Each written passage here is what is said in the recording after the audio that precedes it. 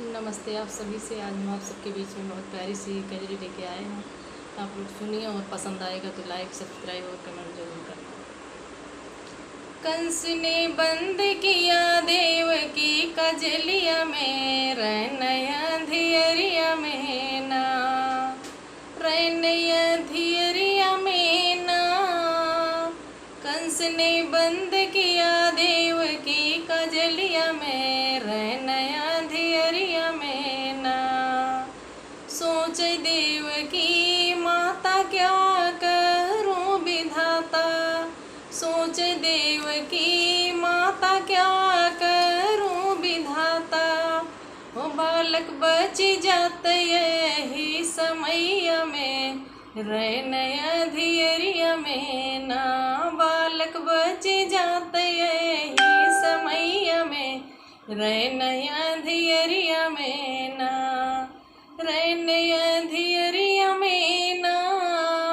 कंस ने बंद किया देवकी कजलिया में, रैनया धियरिया में ना।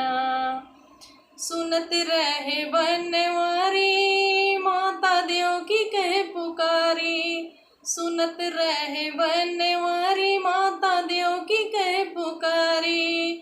वो जन्म लैली है आधी रात की समैया में, रैनया धियरिया में ना। जन्म लैली है आधी रात की समैया में, रैनया धियरिया में ना, रैनया धियरिया में ना।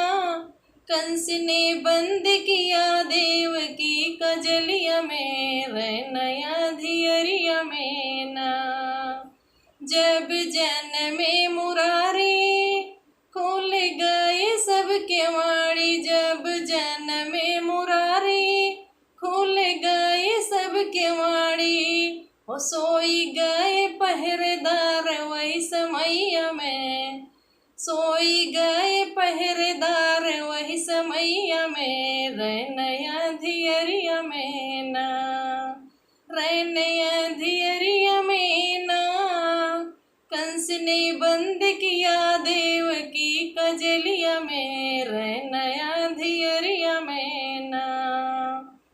लीलाया जब दिखाए, लीलाया जब दिखाए केहू समझ न पाए, लीलाया जब दिखाए केहू समझ न पाए। और पहुँच गए भगवन गोकुल नगरिया में, रैनया धियरिया में ना।